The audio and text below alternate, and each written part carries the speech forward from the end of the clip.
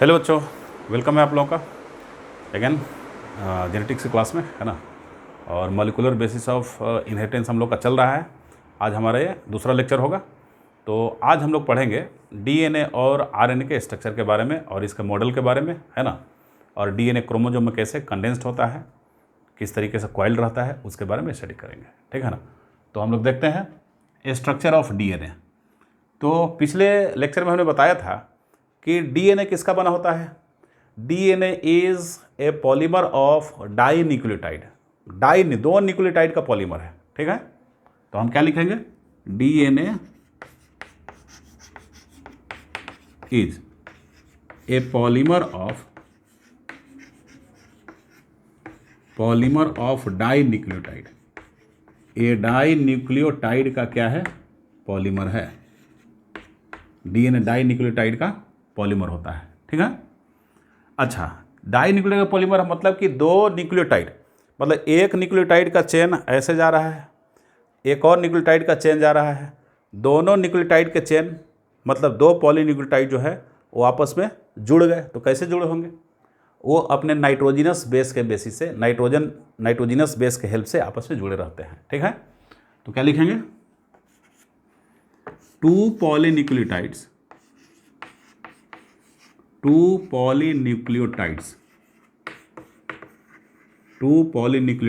Are joint by, है ना, joint by, ठीक है, joint by their nitrogenous bases, N bases, या नाइट्रोजिनस पूरा भी लिख सकते हो, there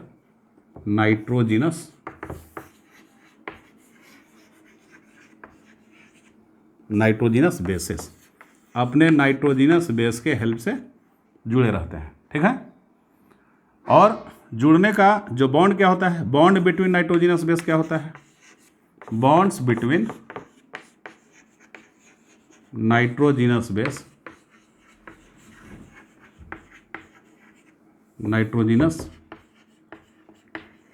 bases are hydrogen bond, क्या, एच बॉन्ड से, है ना। ये परफेक्ट केमिकल बॉन्ड नहीं, एच बॉन्ड तो वीक बॉन्ड होता है ना। ऐसा नहीं कि कोवैलेंट बॉन्ड परफेक्टली बन जाएगा, ऐसा नहीं है। एच बॉन्ड से, हाइड्रोजन बॉन्ड से जुड़ा रहता है, ठीक है, दो बेस पेयर।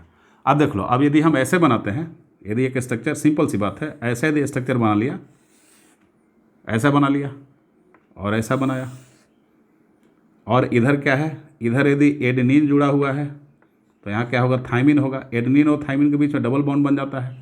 यहाँ यदि गुआनिन जुड़ा हुआ है तो यहाँ साइटोसिन होगा और इनके बीच में ट्रिपल बॉन्ड बन जाएगा, ठीक है। और यहाँ पे क्या हो जाएगा, यहाँ पे क्या होगा, यहाँ पे एडेनिन होगा तो फिर यहाँ थाइमिन होगा डबल बॉन्ड से जुड़ा हुआ, और यहाँ पे साइटोसिन होगा तो यहाँ पे गुआनिन हो जाएगा ट्रिपल बॉन्ड से जुड़ा हुआ। ऐसा होता है, देख रहे हो। तो ये बीच वाले क्या है, ये बीच वाले सब हाइड्रोजन बॉन्ड है। ये जो देख रहे हो ये एच बॉन्ड है, क्या है, एच बॉन्ड, ठीक ना। ये जो होगा बच्चों एच बॉन्ड, ये होगा, ये भी एच बॉन्ड है, ये भी एच बॉन्ड। मतलब यहाँ पे 3 एच बॉन्ड है, जी और सी के बीच में 3 एच बॉन्ड हुआ, ठीक है। सी और जी के बीच में 3 एच बॉन्ड, ठीक। जी सी बोलो या सी जी बोलो, बात बराबर है। अब ए और टी के बीच का बॉन्ड क्या है, डबल बॉन्ड है। टी और ए के बीच का बॉन्ड क्या है, डबल बॉन्ड है, लेकिन डबल हाइड्रोजन बॉन्ड है। लग रहा है कोवैलेंट जैसा, लेकिन कोवैलेंट बॉन्ड नहीं है, वो हाइड्रोजन बॉन्ड होता है। तो हाइड्रोजन बॉन्ड को ऐसे ऐसे ऐसे दिखाते हैं, ठीक है, केमिस्ट्री में। तो ये देख लो एच बॉन्ड से जुड़ा हुआ है। अब यहाँ पे ध्यान देना है, क्या आपको एक पॉलीन्यूक्लियोटाइड इधर दिख रहा है, ये क्या हुआ, एक पॉलीन्यूक्लियोटाइड हो गया और दूसरा पॉलीन्यूक्लियोटाइड ये हो गया। अब दोनों polynucleotide hydrogen hydrogen hydrogen bond से जुड़े हुए हैं, ठीक है। जब हाइड्रोजन बॉन्ड से जुड़े हुए हैं तो क्या हो गया, ये हो गया आपका, ये मतलब कि डाई पॉलीन्यूक्लियोटाइड का क्या हो गया, डाई न्यूक्लियोटाइड का क्या हो गया, पॉलीमर हो गया वो। मतलब दो न्यूक्लियोटाइड के स्ट्रैंड का पॉलीमर हो गया, समझ रहे हो, जो कि वहाँ पे लिखा हुआ है, ठीक है ना। अब इसमें देखो ये क्या है, ये जो लाइन खींचा है ये बैकबोन है, ये डीएनए का क्या हो गया, बैकबोन हो गया। तो बैकबोन किसका बना होता है, एक्चुअली बैकबोन में ही फॉस्फेट शुगर प्रेजेंट रहते हैं। तो backbone of A DNA molecule is composed of phosphate and sugar, pentose sugar, ठीक है। तो उसको कहीं लिख लो, बैकबोन, डीएनए का बैकबोन किसका बना होगा, मतलब हम लिखेंगे फॉस्फेट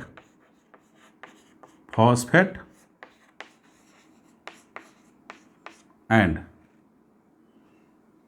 पेंटोज शुगर, कौन, डीऑक्सी वाला, and deoxy ribose sugar, deoxy ribose sugar, sugar form backbone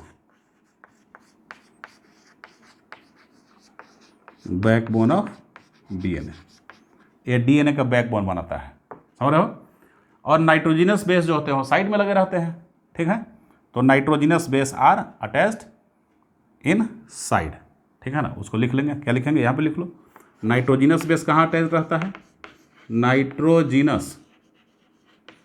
nitrogenous bases are present at side. ये साइड में क्या होते हैं, प्रेजेंट होते हैं, लेटरल साइड में, बगल में प्रेजेंट होता है वो, या प्रोजेक्टेड टुवर्ड्स साइड, ऐसा भी लिख सकते हो। Nitrogenous base projected towards the side, side में प्रोजेक्टेड हो रहता है, ठीक है ना। चलो आगे चलते हैं।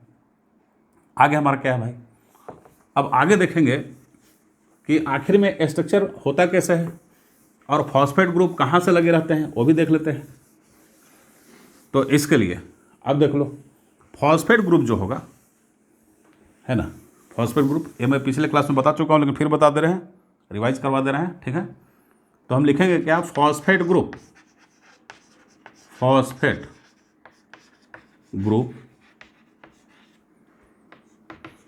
is attached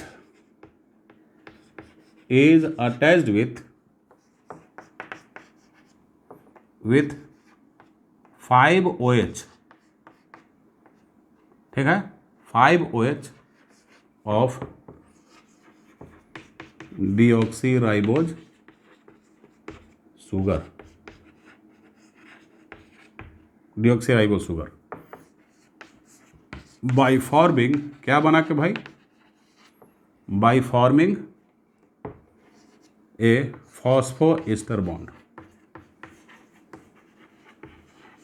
फॉस्फोएस्टर बॉन्ड को बना के अटैच रहता है, ठीक है। 5OH मतलब पांचवा जो कार्बन होता है उस कार्बन पे प्रेजेंट, 5COH भी लिख सकते हो, 5COH ऐसे भी, और इसको 5OH भी लिख सकते हैं। मतलब पांचवें कार्बन पे प्रेजेंट हाइड्रोक्साइड से, ये OH से जुड़ा रहेगा फॉस्फेट ग्रुप, कैसे, क्या बना के, फॉस्फोडाइस्टर बॉन्ड बना के। जैसे देखो ये पांचवा कार्बन है, फिफ्थ कार्बन, तो फिफ्थ कार्बन में क्या है, OH है। अब फॉस्फेट ग्रुप का क्या होगा, H होगा और O होगा, ये P हो गया, डबल बॉन्ड O हो गया, यहाँ फिर OH हुआ, फिर यहाँ क्या हुआ, OH हुआ। अब ये क्या करेगा, ये दोनों कंबाइन किया, कंबाइन करके क्या बनाया, H2O निकाल दिया, ठीक है। जब H2O निकाल दिया तो ये क्या हुआ, C और O, P double bond O, और यहाँ पे क्या हो गया, OH हो गया और OH हो गया। यही बॉन्ड तो है फॉस्फोएस्टर बॉन्ड, फॉस्फोएस्टर बॉन्ड। और फॉस्फोएस्टर बॉन्ड को लिंकेज भी बोलते हैं, फॉस्फोएस्टर लिंकेज, ठीक ना, फॉस्फोएस्टर लिंकेज भी इसको कहा गया है, तो इसको याद रखिएगा। और थर्ड एंड जो होता है वहाँ का OH कार्बन का क्या रहता है, फ्री रहता है, इसको भी लिख ले रहे हैं। मतलब कि क्या हुआ कि तीसरे पोजीशन पे, ध्यान से, थर्ड पोजीशन पे जो कार्बन होगा वहाँ का OH क्या होगा, फ्री होगा, ठीक, एंड पे। तो क्या हो जाएगा, एट द एंड लिखेंगे, एट द एंड ऑफ, ठीक है, या इसको ऐसे लिख लो, क्या, तो दो न्यूक्लियोटाइड, टू न्यूक्लियोटाइड जो होंगे, to nucleotides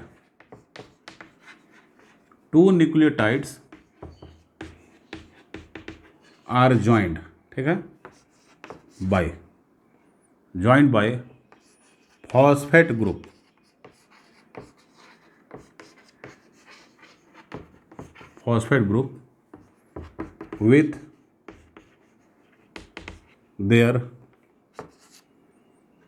with their 5 and 3 carbon atom, 5 और 3 कार्बन एटम से जुड़ा रहता है, बाई फॉर्मिंग, क्या बना के भाई, बाई फॉर्मिंग फॉस्फोडाइस्टर बॉन्ड। पहले फॉस्फोएस्टर बॉन्ड था, अब फॉस्फोडाइस्टर बॉन्ड, ये देख लो,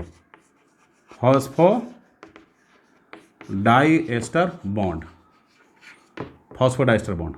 मतलब देखो अब यहाँ पे क्या है, ये आपका हो गया क्या, ये पेंटोज शुगर है, ठीक। यहाँ पे क्या था, यहाँ पे PO डबल बॉन्ड O, जगह नहीं है, चलो बताते हैं, इसको पर लिख लो, ये हुआ। और आगे आपको ये बताना है मेरे को, मतलब इसको समझ लो, दो शुगर के, दो मतलब कि न्यूक्लियोटाइड के बीच में फॉस्फेट ग्रुप प्रेजेंट होगा, ठीक है। कैसे, एक को थर्ड एंड से जोड़ेगा, थर्ड कार्बन से, और दूसरे को फिफ्थ कार्बन से जोड़ेगा। कैसे जोड़ेगा अब बताते हैं, थोड़ा सा इसको मिटा के बताता हूँ, जिससे कि खूब जगह मेरे को मिल जाए, है ना। तो इसको ज़रा देखो, इसको बताने के लिए क्या कर सकते हैं भाई, अब ध्यान से देखो, ये हमने बनाया क्या, ये हमने बनाया पेंटोज शुगर, है ना। ये डीऑक्सी राइबोज शुगर है, डीऑक्सी राइबोज शुगर का ये हो गया CH2OH, इसका तो फास्फोरस से बंधा हुआ है, फास्फोरस O हो गया, और P हो जाएगा, डबल बॉन्ड O हो जाएगा, O हो जाएगा, और ये हो जाएगा, ठीक है। अब दूसरा शुगर देख लो, दूसरा शुगर लाया, दूसरा शुगर भी फास्फोरस से बंधा होगा, ठीक है। ये फास्फोरस है OH, और यहाँ पे O, और यहाँ पे क्या होगा CH2, और ये जुड़ा CH2 से, ठीक है। और ये डबल बॉन्ड O, और ये सिंगल बॉन्ड O, और ये इसका थर्ड पोर्शन पे क्या हो जाएगा, OH फ्री हो जाएगा H, और यहाँ भी क्या होगा, सेकेंड कार्बन तो DNA में HH होता है, समझ रहे हो, और यहाँ भी क्या होगा H और H होगा सेकेंड कार्बन पे। और ये जो फर्स्ट कार्बन होता है, कार्बन नंबर 1, ये किससे जुड़ा रहेगा, नाइट्रोजिनस बेस से जुड़ा रहेगा, ठीक है ना। नाइट्रोजिनस बेस से क्या होगा, जुड़ा होगा। तो देख लो,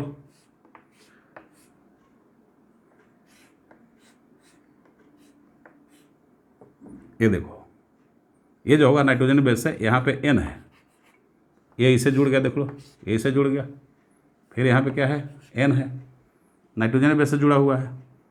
तो हम क्या देखते हैं, अब यहाँ पे एक और बना लो, यहाँ भी बना लीजिए। यहाँ पे बनाने के लिए आपको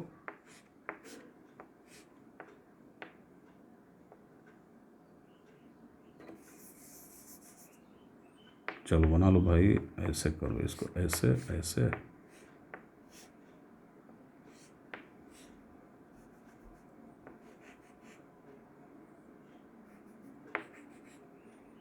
ठीक है। ये देख लो, ये है, ये N से जुड़ गया, ये प्यूरिन, ये पायरिमिडिन, ठीक है ना। तो इससे जुड़ गया आपका, बताए थे, ये 9th नंबर का एटम होता है, ये फर्स्ट नाइट्रोजन एटम होता है, ये कार्बन फर्स्ट है, कार्बन फर्स्ट है, ठीक है। तो देखो यही होता है, ये आपका स्ट्रक्चर, ये न्यूक्लियोटाइड का चेन में ग्रो करा के दिखा रहा हूँ, ठीक है। तो ऐसे ग्रो कराया, तो यहाँ पे आपको क्या दिख रहा है, ये फिफ्थ कार्बन है, फिफ्थ कार्बन पे फॉस्फेट ग्रुप फ्री होगा, फॉस्फेट ग्रुप फ्री होगा। तो एक ये क्या हुआ, फॉस्फेट ग्रुप हो गया, ये डीऑक्सीराइबोज शुगर हो गया, ये नाइट्रोजिनस बेस हो गया, ठीक है। ये प्यूरिन बेस है, देख रहे हो, नाइट्रोजिनस बेस डबल रिंग वाला, तो नाइट्रोजिनस बेस हो गया। अब यहाँ से लेकर यहाँ तक एक न्यूक्लियोटाइड बनाया, यहाँ से लेकर यहाँ तक, मतलब कि ये जो है, ये मतलब फॉस्फेट ग्रुप, और क्या, ये डीऑक्सीराइबोज पेंटोज शुगर, और ये बेस, ये एक न्यूक्लियोटाइड बनाया, ठीक है। और फिर यहाँ से देखो, यहाँ से ये एक न्यूक्लियोटाइड बना। अब दो न्यूक्लियोटाइड जुड़े किससे होते हैं, ठीक है, दो न्यूक्लियोटाइड जुड़े होते हैं फॉस्फेट से। कैसे, एक कार्बन नंबर 13, देखो 1 2, ये थर्ड कार्बन है, ये फोर्थ कार्बन, ये फिफ्थ कार्बन है, और यहाँ भी कार्बन नंबर 1, ये 2, ये 3, ये फोर्थ कार्बन हो गया, समझ रहे हो, और ये पाँचवा कार्बन हो गया। तो मतलब दो न्यूक्लियोटाइड किससे जुड़े हुए हैं, दो न्यूक्लियोटाइड जुड़े हुए हैं थर्ड कार्बन और फिफ्थ कार्बन से, ये फॉस्फेट ग्रुप के द्वारा। तो वही तो मैं लिखवाया, ठीक है। तो अब यहाँ पे बताओ, अब यहाँ पे ये वाला जो बॉन्ड था, ये वाला बॉन्ड था फॉस्फोईस्टर बॉन्ड। तो ऐसा ऐसा फॉस्फोईस्टर बॉन्ड तो दो जगह बन रहा है ना, ऐसा ऐसा फॉस्फोईस्टर बॉन्ड एक यहाँ बन गया, देखो, और एक कहाँ बन गया, एक यहाँ बन गया है, एक यहाँ बन गया है। तो फॉस्फोईस्टर एक और फॉस्फोईस्टर दूसरा, तो इसी को बोलते हैं फॉस्फोडाइएस्टर बॉन्ड। क्या बोलते हैं, फॉस्फो, क्या बोलेंगे बच्चों, फॉस्फो डाई एस्टर बॉन्ड, ठीक है, फॉस्फो डाई एस्टर बॉन्ड इसको बोलते हैं, फॉस्फो डाई एस्टर बॉन्ड, ठीक है। जब ये फॉस्फो डाई एस्टर बॉन्ड बन गया, अब ऐसे ही चेन ग्रो करेगा, और जब भी एक चेन एंड करेगा, चाहे जितना वो लंबा चौड़ा चला जाए, फिर फॉस्फेट, फिर अगला न्यूक्लियोटाइड, ऐसे जुड़ता चला जाएगा, तो उसका थर्ड एंड क्या होगा, बिल्कुल फ्री मिलेगा, उस पर हमेशा OH होगा, चाहे DNA रहे RNA रहे, और क्या रहेगा, इसका इधर वाला जो रहेगा फिफ्थ एंड पे फॉस्फेट ग्रुप क्या रहेगा, फ्री रहेगा। इसका मतलब कि DNA और RNA में दो एंड बनते हैं, एक 5 एंड बनता है और एक थर्ड एंड बनता है। 5 एंड पे फॉस्फेट ग्रुप फ्री रहता है और थर्ड एंड पे OH ग्रुप फ्री रहता है, ठीक है, OH मीन्स हाइड्रोक्सिल, समझ रहे हो। तो उसको हम लिखेंगे, क्या लिखेंगे, लिखना हमको ये है कि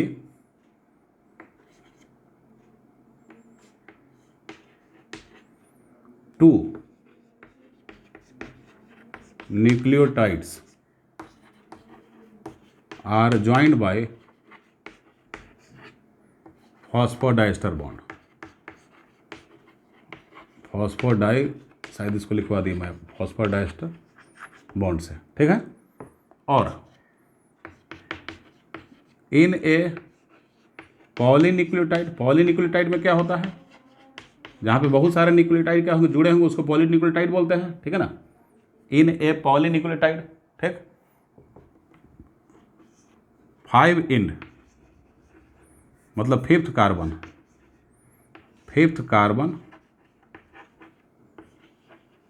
has PO4 group, PO4 group होता है, and third and this carbon is and this and is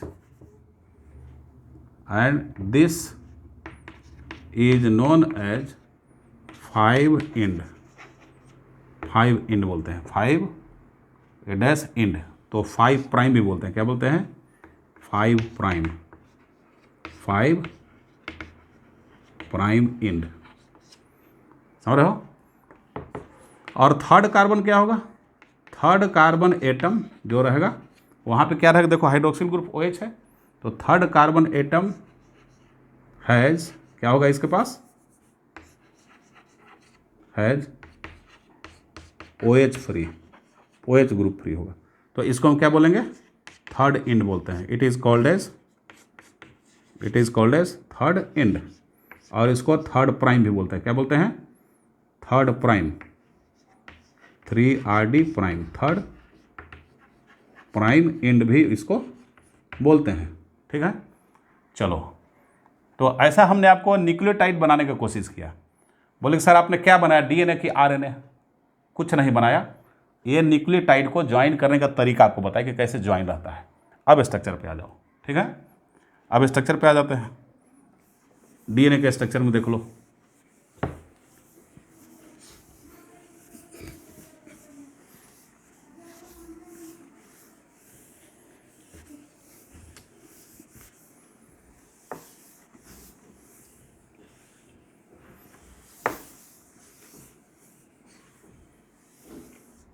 देख लो DNA के स्ट्रक्चर में क्या होगा अपना,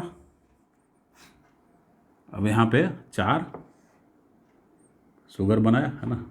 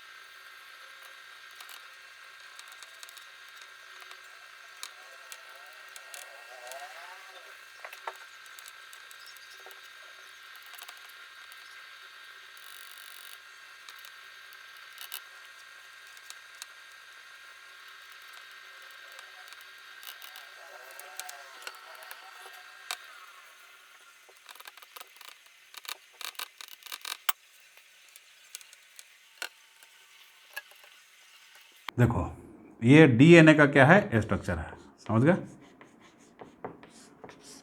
डीएनए का, ये आपका डीएनए का स्ट्रक्चर है। अब इसको समझते हैं। क्या बताया था कि डीएनए डाई न्यूक्लियोटाइड का पॉलीमर है। तो एक न्यूक्लियोटाइड का पॉलीमर इधर हो गया, देखो कैसे, एक न्यूक्लियोटाइड इधर है और दूसरा न्यूक्लियोटाइड का पॉलीमर इधर है, समझ रहे हो? दूसरा न्यूक्लियोटाइड का पॉलीमर क्या इधर है। आइए दोनों न्यूक्लियोटाइड आपस में जुड़ गए। किससे जुड़े? ये अपने बेस, नाइट्रोजनस बेस के हेल्प से ये जुड़ते हैं। जैसे मान लो कि ये ग्वानिन का स्ट्रक्चर है, तो ग्वानिन का स्ट्रक्चर साइटोसिन से जुड़ेगा, ट्रिपल हाइड्रोजन बॉन्ड से, ठीक, अभी बताया था। और इधर थायमिन जो होगा वो एडेनिन से जुड़ेगा, किससे? डबल हाइड्रोजन बॉन्ड से। और फिर एडेनिन, इधर का एडेनिन और उधर का न्यूक्लियोटाइड का थायमिन, ये दोनों जुड़े रहेंगे डबल हाइड्रोजन बॉन्ड के बेस से। ये कोई ज़रूरी नहीं है कि टी और ए के बाद फिर ए और टी आए, कुछ भी हो सकता है। यहाँ पे सी भी आ सकता था, यहाँ पे जी भी आ सकता था, ठीक है, रैंडमली मैं लिख दिया हूँ। अब देखो यहाँ क्या है, यहाँ सी है, साइटोसिन है, तो उधर वाले न्यूक्लियोटाइड का ये जो ग्वानिन बेस है उससे जुड़ा हुआ है, और ये क्या होता है, ट्रिपल बॉन्ड बनाता है। और हमेशा पेयरिंग सी और जी की ही होती है, सी और जी की, और ए और टी की, और टी और ए की। कभी भी अल्टर पेयरिंग आपको नहीं मिलेगा। ऐसा नहीं कि सी ने जो है सो टी के साथ पेयरिंग कर लिया, ऐसा नहीं है। क्यों? क्योंकि सी और टी तो सेम स्पीसीज का हो गया ना। ये भी पायरिमिडीन बेस, ये भी पायरिमिडीन बेस है, तो पायरिमिडीन बेस के बीच में क्या होता है, बॉन्ड नहीं बनता है। क्यों नहीं बनता है बताओ? क्योंकि डीएनए के बीच का, दो पॉलीन्यूक्लियोटाइड के बीच का एक सेम डिस्टेंस रहे। सेम डिस्टेंस होने से क्या होता है, स्ट्रक्चर स्टेबल रहता है। अब पता लगे कि ऊपर में थोड़ा बड़ा, नीचे में थोड़ा पतला हो गया, फिर बड़ा फिर पतला हो जाएगा, दोनों के बीच का डिस्टेंस, तो स्टेबिलिटी उसकी घट जाएगी, डीएनए डीनेचर हो सकता है। तो एक प्यूरिन और एक पायरिमिडीन को मिलाते हैं तो डिस्टेंस क्या रहता है, इक्वल रहता है, मेंटेन रहता है, सेम डिस्टेंस। अब पता लगा कि दो पायरिमिडीन जुड़ गए, तो पायरिमिडीन में एक एक रिंग होता है, एक एक रिंग का इतना बड़ा चौड़ाई आया, और दो प्यूरिन मिल गए तो दो दो रिंग का इतना बड़ा चौड़ाई आ जाएगा। तो कहीं इतना पतला हो जाएगा डीएनए, कहीं इतना मोटा हो जाएगा, तो क्या हो जाएगा, उसकी स्टेबिलिटी खत्म हो जाएगी। तो स्टेबल रखने के लिए एक प्यूरिन को दूसरे पायरिमिडीन से कंबाइन करना पड़ता है, जिससे कि डिस्टेंस दोनों स्ट्रैंड के बीच में, दोनों न्यूक्लियोटाइड के बीच में डिस्टेंस, दोनों पॉलीन्यूक्लियोटाइड के बीच में क्या रहे, डिस्टेंस सेम रहे, इक्वल जैसा रहे, ठीक। अब देख लो मैं क्या बताया था कि फॉस्फेट ग्रुप जो होता है पेंटोज शुगर के फिफ्थ, ये जो राइबोज शुगर है, राइबोज शुगर के फिफ्थ कार्बन से, यहाँ हाइड्रोजन दे दो भाई, ये हाइड्रोजन छूट रहा है, यहाँ पे हाइड्रोजन आप दे दीजिए, क्योंकि डीऑक्सीराइबोज शुगर में सेकंड कार्बन ही तो पहचान है। यहाँ पे देखो ओ नहीं है, ओ नहीं है तो मतलब डीऑक्सीराइबोज शुगर है, ठीक है, सेकंड कार्बन, तो सेकंड कार्बन पे एच एच, ये फर्स्ट कार्बन जो सेकंड कार्बन है यहाँ पे एच एच, ये एच एच रहेगा, ठीक है ना, एच एच इसको लिख दो, सेकंड कार्बन पे एच और एच। देखो अब क्या बताया था, अब आपको हमने बताया था कि जो पेंटोज शुगर है, मतलब डीऑक्सीराइबोज शुगर, उसके फिफ्थ कार्बन पे फॉस्फेट ग्रुप क्या रहता है, अटैच रहता है। वो फॉस्फेट ग्रुप एक ही बॉन्ड बनाता है, उसको फॉस्फोएस्टर बॉन्ड बोलते हैं। देखो चेक करो, तो ये पेंटोज शुगर है, क्या ये पेंटोज शुगर का कार्बन नंबर 1 है? यस, कार्बन नंबर 1 है। ये कार्बन नंबर 2 है, कार्बन नंबर 3, ये कार्बन नंबर 4, समझ रहे हो? एक एच एच इसका भी घट रहा है, इसका भी एच एच जोड़ दो, एच एच एच सब लिख लिए हैं, ठीक है, एच एच एच, हाँ ठीक है। देखो कार्बन नंबर क्या है, 5 है, ये कार्बन नंबर क्या है, 5 है। तो 5 कार्बन से क्या जुड़ा हुआ है, 5 कार्बन से ये फॉस्फेट ग्रुप जुड़ा हुआ है, ठीक। कौन सा बॉन्ड बना के, ये वाला बॉन्ड, एक ही बॉन्ड बना है, ये बीच वाला O और C के बीच का बॉन्ड, ठीक। इसको बोलते हैं फॉस्फोएस्टर बॉन्ड। ये फॉस्फोएस्टर बॉन्ड बना है, और इसी फॉस्फेट एस्टर बॉन्ड को फॉस्फेट लिंकेज भी बोलते हैं, फॉस्फोएस्टर लिंकेज भी, ठीक है। अब चलो आगे। अब बोला गया था कि दो न्यूक्लियोटाइड आपस में जुड़े होते हैं, कैसे? दो न्यूक्लियोटाइड आपस में जुड़े रहते हैं एक फॉस्फेट ग्रुप से, ठीक है ना। तो पहले वाले का थर्ड कार्बन और दूसरे वाले का फिफ्थ कार्बन, दोनों फॉस्फेट ग्रुप से जुड़े रहते हैं, 2 बॉन्ड बना के, उसको बोलते हैं फॉस्फोडाइएस्टर बॉन्ड। ठीक, देखो चेक करो, मतलब पहले वाले पेंटोज शुगर का थर्ड कार्बन, देखो ये फर्स्ट कार्बन था, ये सेकेंड कार्बन है, समझ रहे हो, और ये क्या है, थर्ड कार्बन है। तो थर्ड कार्बन पे जो OH था वो फॉस्फेट से जुड़ गया, H2O निकाल दिया, खाली O बच गया। ठीक है, और फिफ्थ कार्बन देखो, ये first carbon, second carbon, third carbon, fourth carbon, ये पांचवा कार्बन है ये वाला। तो फिफ्थ कार्बन से मतलब पहले वाले न्यूक्लियोटाइड के, फॉर्मर न्यूक्लियोटाइड के थर्ड कार्बन से, और बाद वाला नेक्स्ट न्यूक्लियोटाइड के फिफ्थ कार्बन से। ठीक ठीक है, ये फॉस्फेट ग्रुप जुड़ा हुआ है, और यहाँ पे 2 बॉन्ड बनाया, एक ये वाला और एक ये वाला बॉन्ड बना लिया। तो इसी को तो फॉस्फोडाइएस्टर बॉन्ड बोलते थे। क्या बोलते थे, पहले बताया ना आपको, यही फॉस्फोडाइएस्टर बॉन्ड बना, फॉस्फोडाइएस्टर बॉन्ड और फॉस्फोडाइएस्टर लिंकेज, समझ गए, फॉस्फोडाइएस्टर बॉन्ड, फॉस्फोडाइएस्टर लिंकेज। और हमेशा देखोगे कि 5 इंड के बाद में, ये भी देखो 2 न्यूक्लियोटाइड है, 2 न्यूक्लियोटाइड के बीच में फॉस्फोडाइएस्टर बॉन्ड बना है, और यहाँ फिर फॉस्फेट ग्रुप से लिंक्ड है ये। और हमेशा देखोगे कि थर्ड इंड, जो भी फ्री इंड है, इंड जो पॉलीन्यूक्लियोटाइड के हैं, इंड जो होते हैं, एक थर्ड होता है जिसपे OH ग्रुप फ्री रहता है, और एक फिफ्थ इंड रहता है जिसपे फॉस्फेट ग्रुप क्या रहता है, फ्री रहता है, ये PO4। देख लो, ये इसका फिफ्थ इंड है, फिफ्थ इंड पे देखो फॉस्फेट ग्रुप क्या है, फ्री है। ठीक है, ये इसका थर्ड इंड है, थर्ड इंड पे OH ग्रुप फ्री है। ठीक, और क्या देख रहे हैं आप, ये मैं लिखवा चुका हूँ आपको। और क्या देख रहे हैं कि यदि फिफ्थ इंड है, यदि पहले पॉलीन्यूक्लियोटाइड, पहला जो पॉलीन्यूक्लियोटाइड बना DNA का, उसका शुरुआत 5 से हो रहा है, तो दूसरे का क्या होगा, थर्ड से होगा। देखो यहाँ से थर्ड से। और यदि पहले का इंड 5 से, पहले का इंड जो है, पहले का इंड 3 से हो रहा है, तो दूसरे का इंड क्या होगा, 5 से होगा। इसका मतलब क्या हुआ कि दोनों स्ट्रैंड जो होते हैं, ये अभी एक स्ट्रैंड बना लिया, स्ट्रैंड मीन्स धागा होता है। ठीक है, ये एक पॉलीन्यूक्लियोटाइड का स्ट्रैंड बना, और ये भी एक स्ट्रैंड बना। ये दोनों स्ट्रैंड जो होते हैं एक दूसरे के एंटी पैरेलल होते हैं, मतलब एक यदि ऐसे गया है तो एक ऐसे गया ऊपर, एक ऊपर से नीचे आ रहा है तो एक नीचे से ऊपर जा रहा है। ठीक है, तो क्या लिखेंगे, बोथ द स्ट्रैंड, दोनों स्ट्रैंड जो होते हैं of a DNA molecule is antiparallel to each other, एक दूसरे के एंटी पैरेलल होते हैं। ठीक है, अब देखो मैं क्या बताया था कि प्यूरिन रिंग, प्यूरिन जो होते हैं, प्यूरिन अपने 9th नंबर के एटम से, ये 9 नंबर का नाइट्रोजन एटम है। ठीक है, ये 7th रहता था, ये 6 रहता था, 6, 7, 8 और 9 मैं पहले बता चुका हूँ। ठीक है, तो 9 नंबर के एटम से फर्स्ट कार्बन से क्या होता है, बॉन्ड बनाता है। मतलब पूछा जाएगा आपसे कि पेंटोज शुगर का जो डीऑक्सीराइबोज शुगर DNA में मिलता है, कौन सा कार्बन, कौन कार्बन बॉन्ड बनाने में इन्वॉल्व होता है नाइट्रोजनस बेस से, तो फर्स्ट कार्बन हमेशा बोलना। ठीक है, फर्स्ट कार्बन। तो फर्स्ट कार्बन प्यूरिन बेस से 9th वाले नाइट्रोजन, 9th पोजीशन पे जो एटम होता है, मतलब नाइट्रोजन एटम, उससे बॉन्ड बनाता है। और इस बॉन्ड का क्या नाम बताया था आपको, इसी बॉन्ड को ना बोलते थे जी ग्लाइकोसिडिक, ग्लाइकोसिडिक, ग्लाइकोसिडिक लिंकेज या बॉन्ड, ग्लाइकोसिडिक लिंकेज। और इसका पूरा नाम 1,9 ग्लाइकोसिडिक लिंकेज है। क्या है, पहले का 1 दूसरे का 9, तो पूरा नाम 1,9 ग्लाइकोसिडिक लिंकेज। NCERT में खाली ग्लाइकोसिडिक लिंकेज लिखा है। ठीक है, अब देखो, अब ये कौन सा बेस है, ये तो पायरिमिडीन हो गया सिंगल रिंग का। मैं बेस का पूरा स्ट्रक्चर नहीं बनाया हूँ, पूरा स्ट्रक्चर बनाने में फिगर हमारा गंदा हो जाता है। एक सिंबॉलिक मैं बना दिया, क्योंकि पूरा स्ट्रक्चर तो पहले हम बना के दिखाए हुए हैं आपको सबको। ठीक है, तो एक सिंबलाइज कर दिया हूँ मैं कि हाँ ऐसा ऐसा बेसिकली होता है। तो देख लो, तो यहाँ पे क्या है बच्चों, यहाँ पे जो है ये पायरिमिडीन का फर्स्ट कार्बन और उसके फर्स्ट एटम से, पायरिमिडीन रिंग का जो फर्स्ट एटम है, फर्स्ट एटम क्या होता है, पहले पोजीशन का एटम नाइट्रोजन होता है।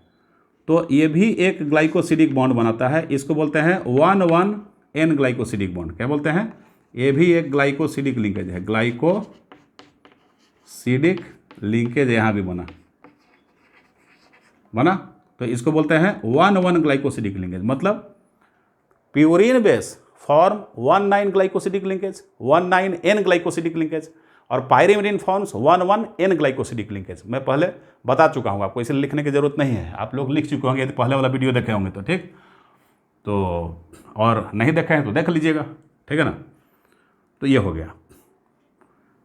अब देख लो, इनके बीच में ग्वानिन और साइटोसिन के बीच में ट्रिपल बॉन्ड, थाइमिन और एडेनिन के बीच में डबल बॉन्ड, एडेनिन और थाइमिन के बीच में डबल बॉन्ड, साइटोसिन ग्वानिन के बीच में ट्रिपल बॉन्ड, ऐसा बना। तो ये हो गया आपका पूरा डीएनए का क्या हो गया, स्ट्रक्चर हो गया। ठीक है, तो चलो अब जो बाकी जो लिखना है हम लोग को वो लिखेंगे। क्या लिखेंगे भाई, इसको मिटाता हूँ, इसको मैं मिटाता हूँ और चाल नया दिखलाता हूँ। ये देखो मेरे प्यारे बच्चों, अब आगे हम लोग को देखना है, देखना का उससे पहले लिखना है। क्या लिखना है कि बोथ द स्ट्रैंड्स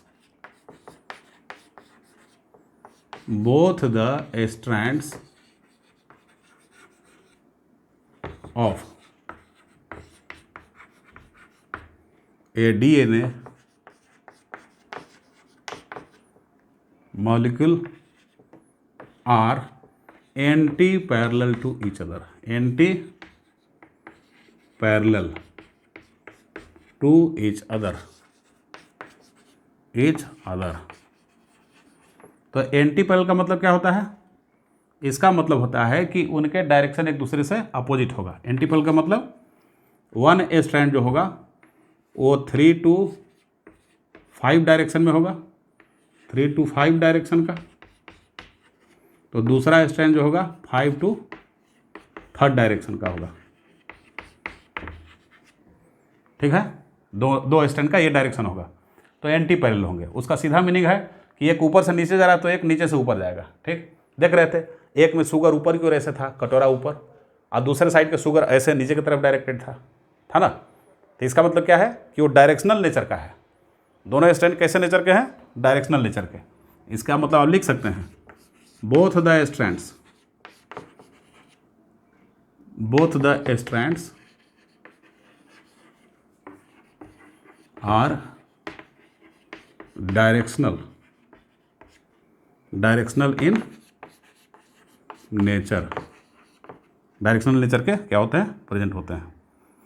और दोनों स्ट्रैंड एक दूसरे के कॉम्प्लीमेंट्री होते हैं। कॉम्प्लीमेंट्री का क्या मतलब हुआ, कॉम्प्लीमेंट्री का मतलब हुआ कि यदि एक स्ट्रैंड का बेस सीक्वेंस पता है तो दूसरे पॉलीन्यूक्लियोटाइड दूसरे स्ट्रैंड का बेस सीक्वेंस आपको आराम से पता होगा, क्योंकि हमें पता है कि एडेनिन जो है वो थाइमिन से ही जुड़ेगा और साइटोसिन ग्वानिन से ही जुड़ेगा। तो क्या लिखेंगे, दोनों स्ट्रैंड जो होता है, बोथ द स्ट्रैंड्स आर। ठीक है, क्या होगा, दोनों स्ट्रैंड क्या होगा, कॉम्प्लीमेंट्री टू ईच अदर। ठीक है,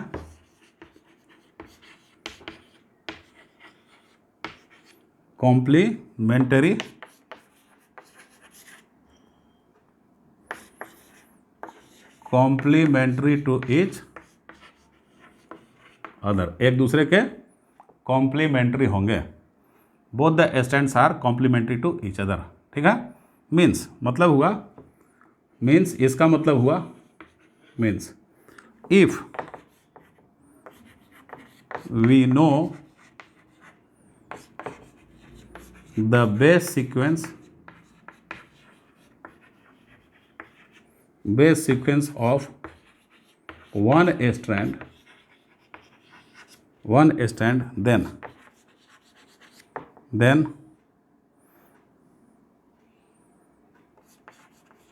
the base sequence on the other strand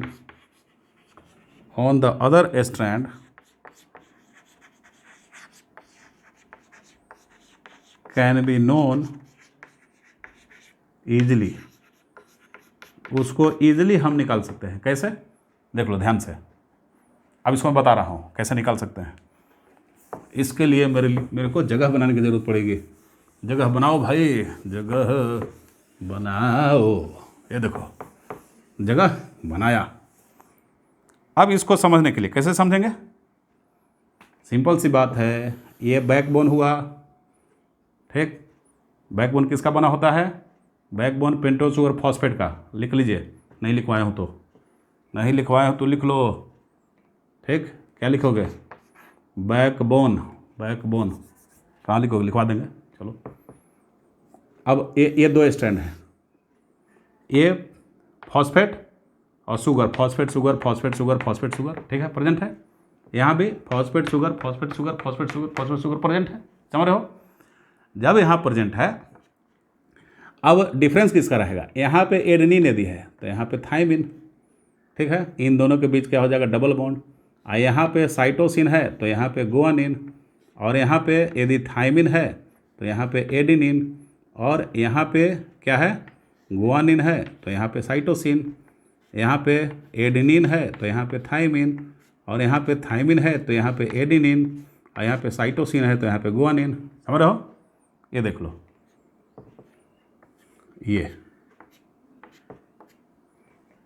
और ये डबल बॉन्ड क्या बन रहा है, इनके बीच में डबल बॉन्ड बन रहा है, double bond, triple bond, double bond, double bond, triple bond. तो क्या हमें यदि एक स्ट्रैंड का, इस स्ट्रैंड का यदि हमें बेस सीक्वेंस पता होगा तो क्या इसका हम निकाल लेंगे, बिल्कुल निकाल लेंगे, क्योंकि हमें पता है कि यहाँ पे ए है तो यहाँ पे टी होगा ही, ए हमेशा टी से ही जुड़ता है। सी यदि यहाँ है तो यहाँ पे जी होगा ही, क्योंकि सी हमेशा जी से ही जुड़ता है, टी ए से ही जुड़ता है, जी सी से ही जुड़ता है। तो एक का यदि पता होगा, मतलब कि आपको यदि एक स्टैंड दे दिया जाए, देखो एक स्टैंड दे देते हैं, इसको बना लो, इसमें क्या हो जाएगा, यहाँ पे ए है और यहाँ पे क्या है, सी है, और यहाँ पे क्या है, जी है, और यहाँ पे ए है, और यहाँ पे क्या है, टी है, और फिर यहाँ पे हमने सी दे दिया। तो दूसरा स्टैंड कॉम्प्लीमेंट्री, इसको बगैर देखे क्या बना सकते हैं, बिल्कुल बना सकते हैं। कैसे, देखो दूसरा स्टैंड बना लो और इसका कॉम्प्लीमेंट्री क्या होगा, ए से हम जानते हैं कि टी ही जुड़ता है, सी से जानते हैं कि जी ही जुड़ता है, और जी से जानते हैं कि सी ही जुड़ता है, और ए से जानते हैं कि टी ही जुड़ता है, और टी से जानते हैं कि ए ही जुड़ता है, और सी से जानते हैं कि जी ही जुड़ता है, ठीक। अब क्या हो जाएगा, इनके बीच का बॉन्ड, ये डबल बॉन्ड ही होगा, ये ट्रिपल बॉन्ड होगा, फिर ट्रिपल बॉन्ड हो जाएगा, फिर डबल बॉन्ड हो जाएगा, फिर डबल बॉन्ड, फिर ट्रिपल बॉन्ड। देखो मैच करा लो, ए और टी, ए और टी, ठीक, सी और जी, सी और जी और सी, जी और सी, ए और टी, ए और टी, ए और टी, टी और ए, टी और ए, सी और जी, सी और जी। मतलब कि यदि एक स्टैंड को हम जानते हैं तो दूसरा निकाल सकते हैं, दोनों एक दूसरे के कॉम्प्लीमेंट्री होते हैं, समझ रहे हो।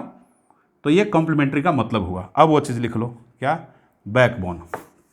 शायद मैं लिखवा चुका हूँ, लेकिन नहीं तो लिखवाए तो लिख लो, ठीक है। क्या, तो ये जो स्टैंड बना है आपको, ये क्या है, बैकबोन है, ये बैकबोन है, ये बैकबोन है। तो बैकबोन किसका बना होगा, backbone of DNA strand, DNA strand का, या पॉली स्टैंड मतलब पॉलीन्यूक्लियोटाइड, स्टैंड मतलब क्या हुआ, पॉलीन्यूक्लियोटाइड, पॉलीन्यूक्लियोटाइड। स्ट्रैंड कहना मतलब कॉमन लैंग्वेज है, तो पॉलीन्यूक्लियोटाइड किसका बना होगा, is composed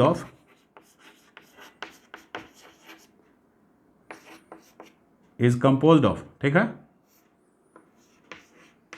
phosphate group and deoxyribose sugar, deoxyribose sugar, and है डीऑक्सीराइबोज शुगर, समझ गए, ये होता है। अच्छा, ये डीएनए का स्ट्रक्चर हो गया। अब आरएनए का देख लेते हैं, आरएनए का कितना स्ट्रक्चर हो सकता है। आरएनए का तो बिल्कुल सिंपल है, क्या, तो सब कुछ आपको बताया।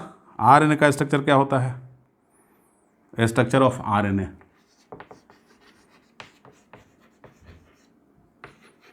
स्ट्रक्चर ऑफ आरएनए, ये देख लो आरएनए का स्ट्रक्चर क्या होता है भाई। आरएनए के स्ट्रक्चर में होता है कि ये बिल्कुल सिंगल स्टैंडर्ड होगा, ठीक ना, एक ही स्टैंड का, अब दो स्टैंड की बात नहीं होगी, ठीक है, एक स्टैंड का होगा, ठीक है, और सेम चीज़, सारा चीज़ वही, बस खाली थायमिन की जगह पे यूरेसिल डाल देना है, बाकी सारा कुछ वही है। तो हम क्या लिखेंगे इसके बारे में, we can write single, it is single stranded, ये सिंगल स्ट्रैंडेड होता है, और सिंगल स्टैंडर्ड इट कंटेन्स ठीक, एडेनिन, साइटोसिन, गुआनिन, यूरेसिल, समझ रहे हो, as nitrogenous base, nitrogenous base के फॉर्म में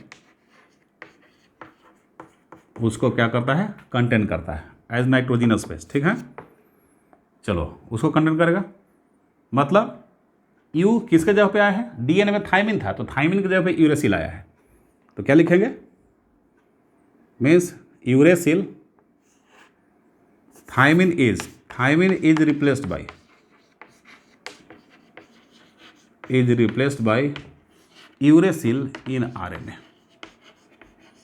आरएनए में। ठीक है, और इसका क्या होगा, इसका भी इट कंटेंस, इसमें भी 5 इंड और 3rd इंड होगा, it contains 5 and 3rd ends also, मतलब कि 5 और 3rd इंड इसमें भी होगा, समझ रहे हो। और हमेशा याद रखो एट 5 इंड पे क्या होगा, एट 5 इंड पे PO4 -3 फॉस्फेट ग्रुप क्या रहेगा, फ्री रहेगा, और एट 3rd इंड पे क्या रहेगा, OH इज फ्री, OH क्या रहेगा, फ्री रहेगा।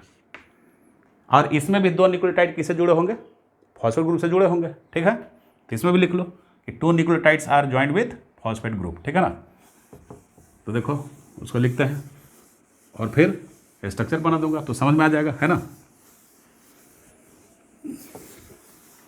लिखने वाले ने लिख डाला लिखो, ये देखो बच्चों, क्या, तो क्या हो जाएगा, 2 nucleotides are joined by PO4 group, ठीक, by their 5th and 3rd carbon. ठीक है, 3rd कार्बन्स। चलो अब स्ट्रक्चर दिखा देते हैं, स्ट्रक्चर फटाफट स्ट्रक्चर देख लो, स्ट्रक्चर कैसे होगा भाई, बनाओ मेरे बच्चों। ये हुआ O, 4 बनाना है ना, 4 बनाना है तो छोटा स्ट्रक्चर, 4, ये O हो गया,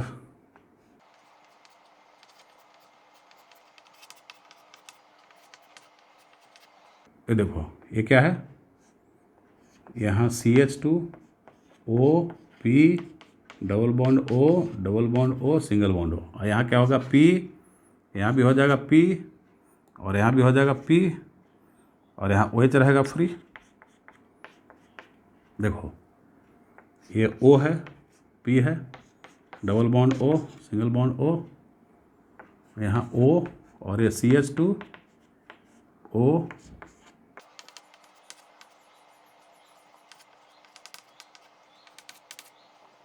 अब देखो यहाँ पे क्या होगा, O P double bond O और यहाँ पे O CH2O, यह है। देखो अब फर्स्ट कार्बन से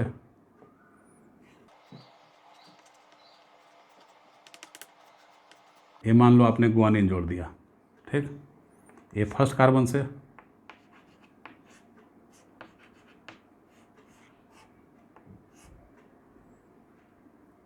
किसको जोड़ दिया, साइटोसिन को जोड़ दिया,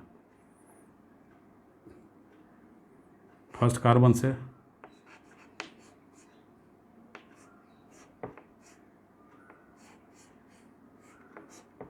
एडेनिन को जोड़ दिया, अब फर्स्ट कार्बन से किसको जोड़ दिया, यूरेसिल को जोड़ दिया।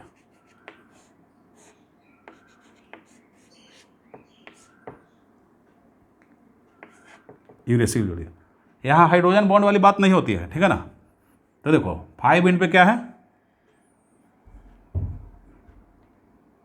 ये 5 इंड पे फॉस्फेट ग्रुप फ्री हो गया और 3rd इंड पे OH फ्री हो गया, समझ रहे हो, और ये पेंटोज शुगर हो गया, पेंटोज शुगर हुआ, यहाँ पे H करते जाओ भाई, H यहाँ भी H, यहाँ तो H, सॉरी यहाँ पे OH और H होगा, आरएनए बनाना है तो आरएनए में OH देखना, ध्यान देना। यहाँ पे मैं डीएनए में HH लिखा था, डीएनए में HH में लिखा था, यहाँ पे OH लिख रहा हूँ। क्यों? क्योंकि सेकंड कार्बन पे ऑक्सीजन डिफिशिएंट नहीं होता है, मैं पहले बता चुका हूँ आपको, ठीक ना। तो ध्यान से यहाँ एकदम अलर्ट रहना भाई। यहाँ OH और एक क्या हुआ, H हो गया, ठीक है। चलो, और कहीं छूट रहा है? और कहीं छूट रहा है? H यहाँ छूट रहा है, H यहाँ छूट रहा है, और H यहाँ, और H यहाँ छूट रहा है। सर यहाँ भी छूटा सर, यहाँ भी छूटा सर, यहाँ भी छूट गया सर। ये देखो, ये हुआ। This is the structure of RNA। क्या है ये भाइयों एवं बहनों? RNA का क्या हुआ, स्ट्रक्चर हो गया, ठीक है।